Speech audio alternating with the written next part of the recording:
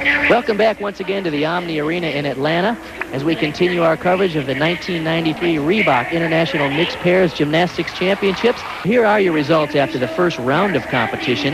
Miller and Rignall are in first place. There's a tie for second place, Strug-Waller and Dawes and Curtis. Then in fourth place, Hay and Lee from China. Belarus is in fifth place, Piskun and Sherbo.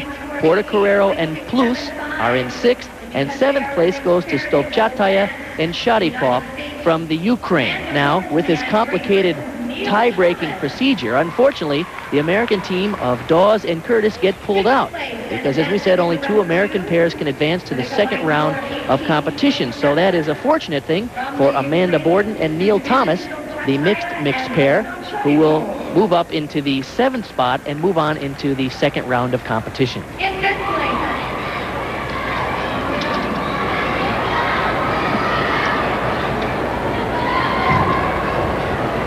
Well, based on a very strong performance of this team, they moved on into the second round of competition. This is Amanda Borden on the vault. This is her weakest event, handspring front vault. Big hop and a run at the end of that landing. She, of course, is paired up with Neil Thomas from Great Britain, who will be performing on one of his better events, the floor exercise. She really overdid this vault, didn't she? You can see here, good takeoff. She tucks into the somersault way too soon and really causes the over-rotation. Now, one of the new rules which will have the greatest impact, I think, in women's gymnastics is the fact in competition 2, which is all-around competition, they now will average the 2 vaults. They can perform the same vault, but they have to average them. That usually only happens in event finals. So it really puts a lot of pressure on the gymnast to hit both vaults. The score for Amanda Borden, 9.3 on her first vault. That's out of a start value of 9.7. It's one of the weaker vaults in the competition. But it's interesting because the judges are seeming to encourage the gymnasts to handspring tight vaults because 9.7 is a high value for that vault. I think through the years we've really seen so many Yurchenkos that they want to get back to some traditional vaulting as well. There you go. Much better. Nice vault. Handspring, half twist into a back somersault.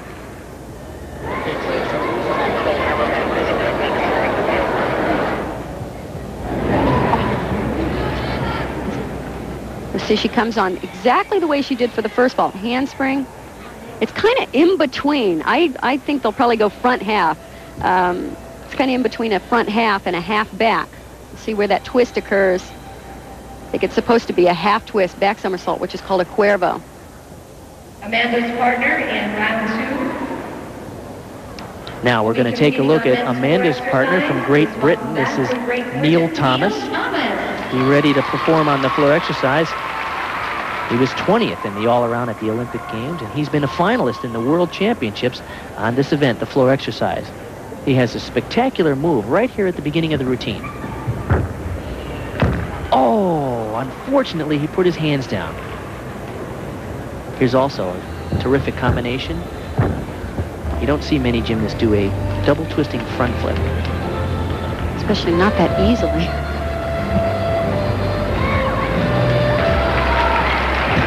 It's really unfortunate that he had to put his hands down. That's a major deduction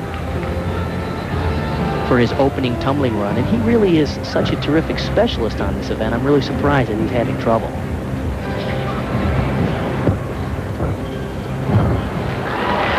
Look at the power, and he really has nice looking style too.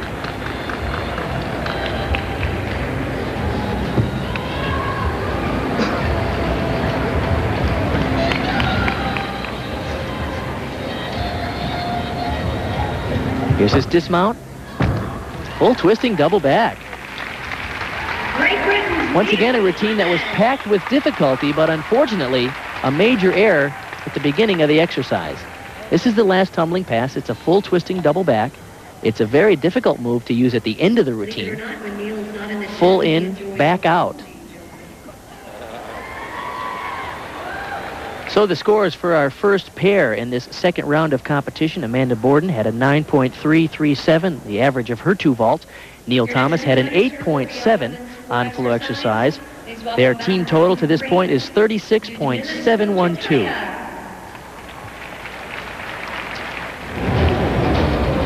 Now from China, this is Hei Shuamei, the 16-year-old. She'll be performing on the vault.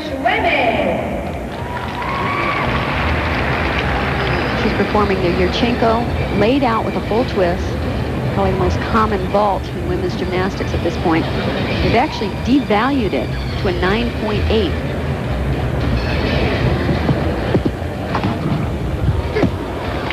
She didn't quite hit the height or the distance that she would have liked, especially in order to maintain that laid out position. She had to pike down.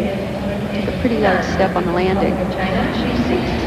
Ordinarily, this wouldn't have hurt her so much because she would have had a second opportunity to perform the second vault, go for a better amplitude and a better landing. But now they have to average both vaults. So you can see she never reached a laid out position. And she landed very close to the horse and took that step. She needs to come up with a much better second vault.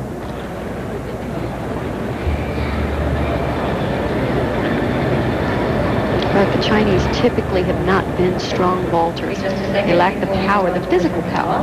Some of the best vaulters in the world. And the strength. 9.3 is the score for her first vault. So as you mentioned, she's going to really need to nail a good vault here if she hopes to help her team in the second round.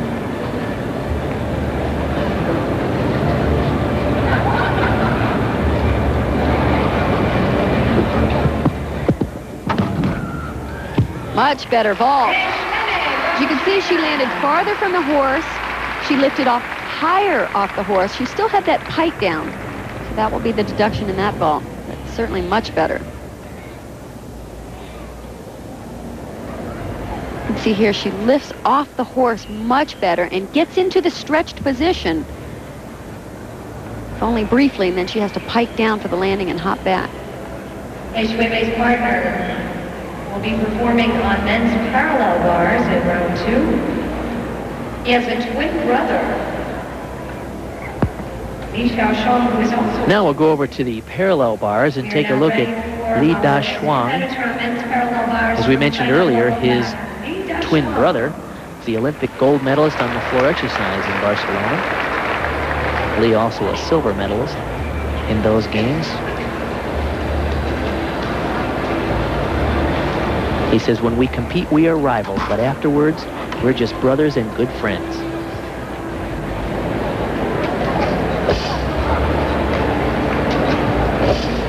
Oh, he had to bend his arms on that swing to a handstand there.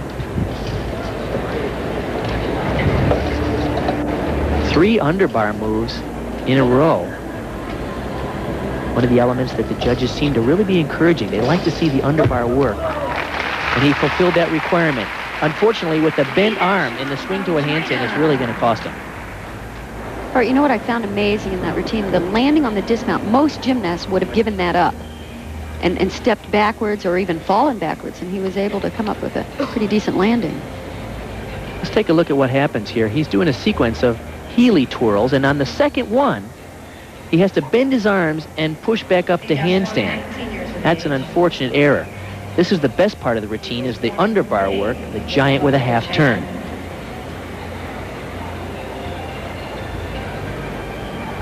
And his brother both accomplished gymnasts. So the scores for the Chinese team in the second round, an average of 9.387 for Hei on the vault.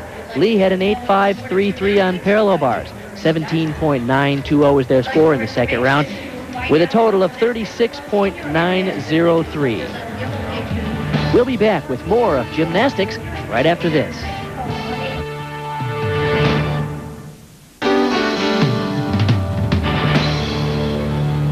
Welcome back to U.S. Olympic Gold. We'll have more of the Reebok International Mixed Pairs competition in just a few minutes. But first, a look at a special young lady. In the 1992 Olympic Games in Barcelona, Carrie Strug was the youngest member of the entire U.S. contingent.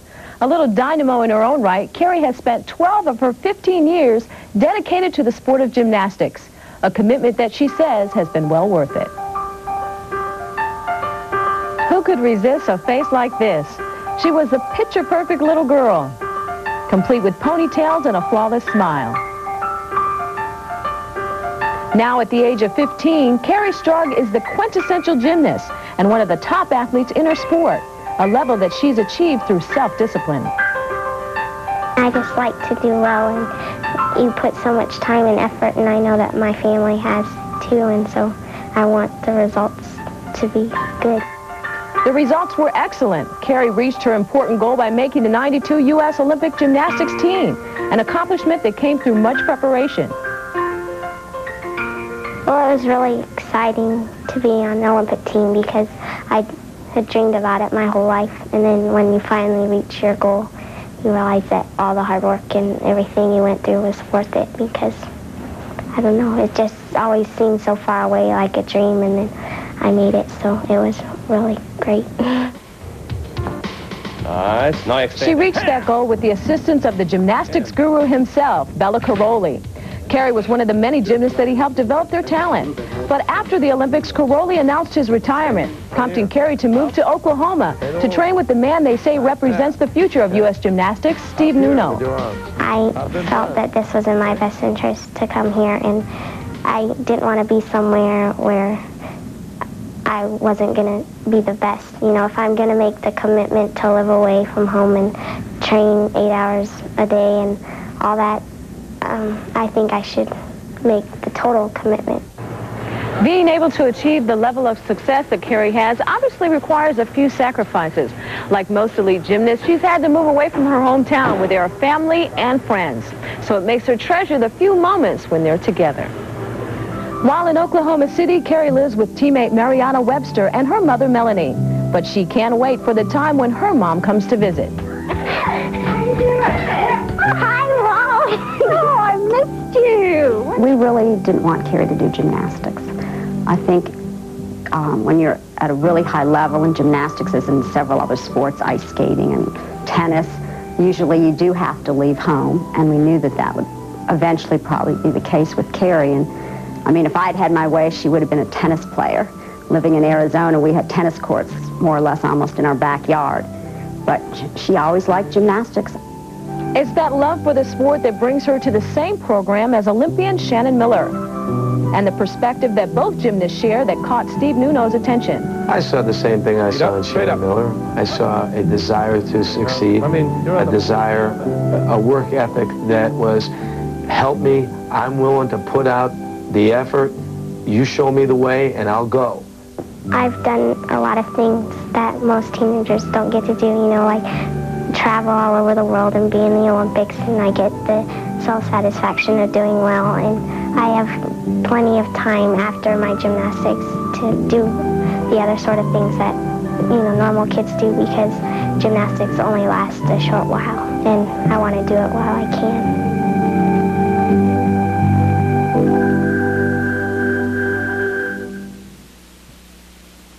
Well, right now, Carrie is in high school with a perfect grade point average of 4.0 and says she would like to become a pediatrician. I'd say with her determination, that won't be a problem. There's more of the Reebok International Mixed Pairs, so let's return to the Omni, where Carrie is getting ready for her first vault. On women's vault, representing the United States, Carrie Strug. There is Coach Steve Nuno, coach of Shannon Miller, of course, the most celebrated woman athlete at the 92 games, and now coach of this young lady, Carrie Strug. Here's her vault. She's very tough on this event, very powerful. You can see the concentration. She wants to stick those landings. She really got some valuable experience competing at the Olympic Games, winning a bronze medal with the team. This is her favorite event. Boy, that was really well done. Good landing, good body position. 15-year-old Dynamo Gymnastics. Really the only deduction there, slight leg separation on the pre-flight and right before the landing, but that goes by so quickly. It's hard to say if the judges could even see it. A lot of fans for Carrie Strug here in the audience. 9.7 was the score for her first vault, so they're off to a terrific start. Keep in mind, the vault's only worth a 9.8, so they saw very few faults involved. Another good vault. Even a little bit better, don't you think? I think it was more dynamic. She did have the slight hop on the landing.